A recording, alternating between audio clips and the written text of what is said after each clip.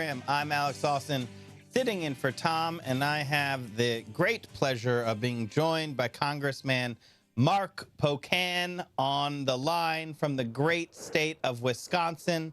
Congressman, thanks for joining us. Glad to be here, Alex. Thank you. So I want to talk about this letter that you sent. It's a letter that you sent around the Hill to get your colleagues to sign on. And then you all sent it to President Obama as saying that there are some ways that he can address high drug prices, out of control drug prices right now. And I want to just say that I've been guest hosting the show for a couple days now, and I've basically spent 3 days talking about Social Security and the need to expand it and out of control drug prices and how we can get them under control. And everyone is calling in there. This is a very, very real issue right now that people understand that drug prices are just out of control. So can you tell us a little bit about your efforts? Sure. Well, I mean, and again, thanks for, what you're doing around this issue. Part of, I think people look at prescription drugs and sometimes people think of Martin Shkreli, right? And he might have been the face of the ugliness of the pharmaceutical industry. The people at least are the bad players, in the pharmaceutical industry. But, we watch it with the EpiPen. We've watched it with Hep C drugs. We've watched it in a bunch of other areas. And while all the efforts in this country around the Affordable Care Act to try to lower the increase in healthcare costs have had some effects, prescription drugs really seem to run on their own timeline. And we have watched prescription drug companies be some of them have been very, very bad behavior, whether it be the ones that want to buy an Irish company so they don't have to pay taxes here. I remember doing a press conference with some other Democrats in the House to say, okay, fine, if you want to be an Irish company, then charge us Irish prices. Exactly. Or Canadian prices, and you go down the list, and there's so many issues that are out there. But when we looked at just some of the actions and this really ever-increasing cost of prescription drugs, especially that go beyond where I think most people recognize that if you've got research going into a drug, there's some costs you have to recoup. But so often that's not the case. So the letter we had sent with, I think, 31 members of Congress who signed on was asking the president to take action in 3 different areas.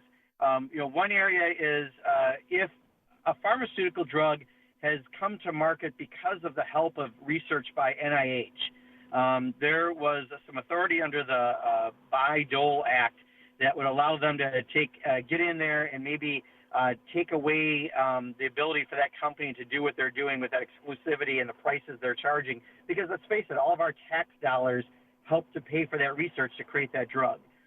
Secondly, we're asking the president specifically to look at what about certifying importation of prescription drugs from Canada. It's not like Canadians have any different of a prescription drug system other than it's considerably more affordable because of the laws they have versus the laws we have. And if companies are going to then take advantage of American citizens to the detriment to us when Canadians and others are paying less, we should look at that. And the third thing we've asked for is specifically trying to take a look at when these companies, after their patent's gone by, they pay other generic companies money to not put out the generic alternative, pay for delay as it's more commonly known.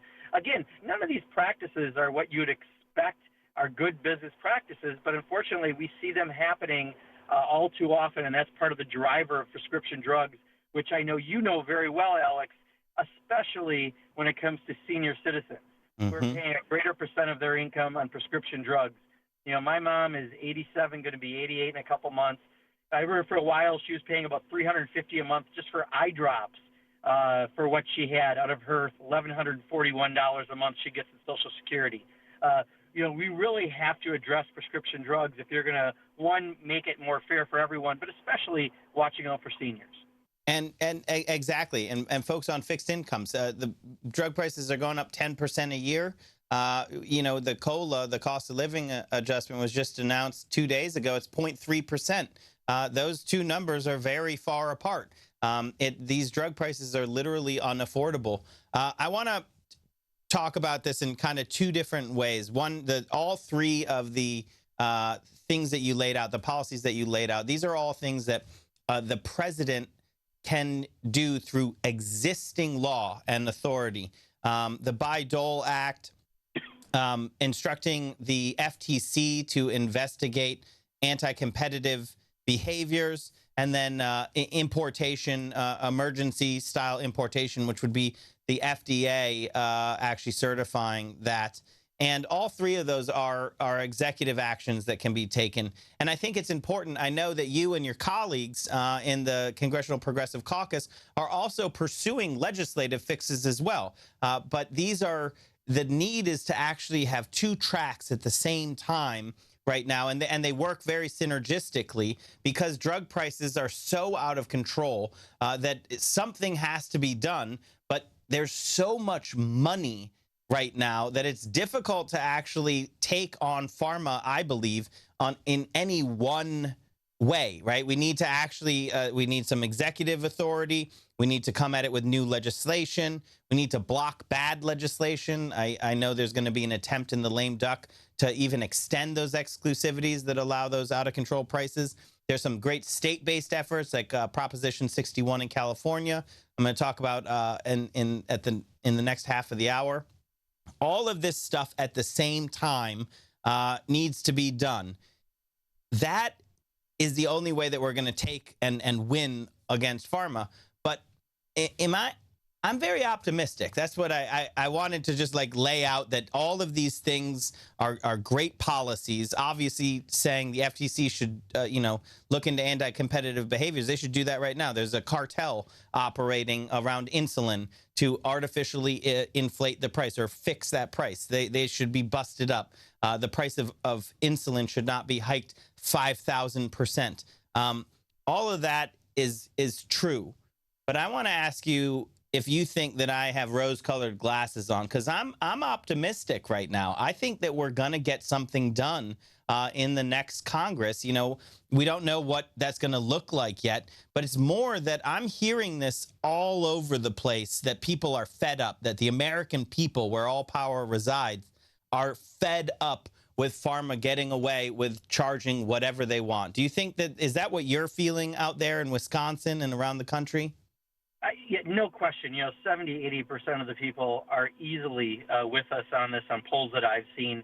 No one wants to get ripped off on something as essential as your health care and needing a prescription drug.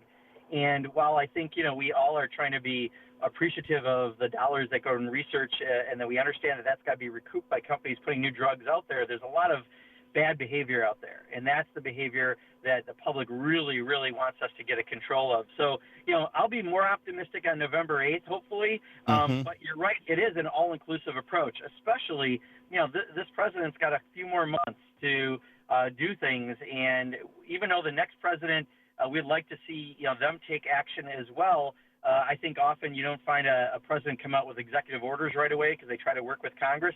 This is a really good window to try to get the president to deal with some of these issues as well. But I agree with you. I mean, when you see the outrageous behavior that we've seen, when you see, companies actually making their drug more scarce to raise the price, these are just, it used to be the mob did stuff like this.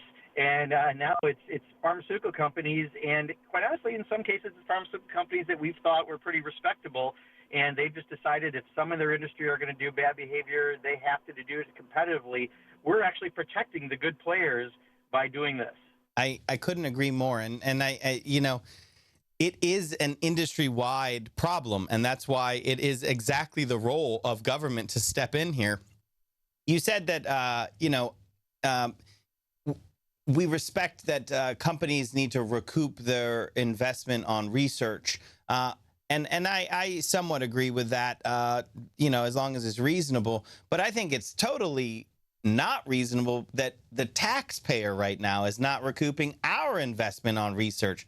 Around $30 billion a year into research at the NIH and through university grants, basic science, basic research. We should absolutely have a say as the taxpayers, who we pay for the drugs 3 times. We pay to research and development. The taxpayers pay to grant and protect the monopolies. And then we turn around and pay the highest prices in the world. And that just doesn't make any sense. We really need to get some sort of compensation for that initial investment in research. That just makes sense to me and to everyone around the country. As soon as they realize that actually it's the taxpayers who primarily are funding a lot of this basic research. So what can people do right now? Because I agree with you completely that there's this window with President Obama, being very honest here, there was a decision made around Obamacare not to go at pharmaceutical industry and at drug prices, that was kind of set aside as we looked at other things, getting people insured, expanding community health centers and other things. But now I feel like there's a real moment on his way out the door to really do some immediate good on drug prices. What can people do to try to help that happen? Should they call the White House? Can they email, or what kind of actions can people take? Yeah, definitely. Call the White House, send them emails, reach out. Just remember, if you send a letter in the mail, it's going to take an extra 3 weeks because it has to be screened. So emails and phone numbers are probably best for anything for this president in the remaining time that he has. But also reach out to your members of Congress, because I'll tell you, when we put this letter out there, we had Gilead Sciences lobbyists reach out to members of the Progressive Caucus saying, hey, don't sign on. We have a good story to tell. Not the story that they made their drug very scarce for people who really, really needed it and have absolutely unbelievably large prices to their drugs for those who need it just to be able to get by.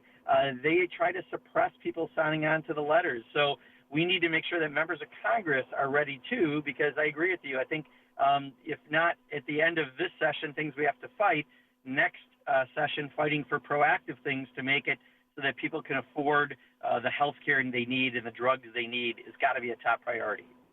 Representative Mark Pocan from the great state of Wisconsin, thank you so much for all of your efforts, for this effort to lower drug prices, and for taking the time to talk with us today. No, thank you, and thanks for all you're doing on Social Security as well. I'll tell you, that's another issue where it's time to not just strengthen, but expand it. Let's make it work for people the way it needs to. Exactly. Thanks so much for calling in. And I look forward to continuing this fight against high drug prices and the fight to expand Social Security with you and with your colleagues in the Congress. Let's get everybody calling into the White House at 202-456-1111 and demand that they take action on high drug prices. You're listening to the Thom Hartmann program. I'm Alex Lawson, filling in for Thom, and we will be right back after this.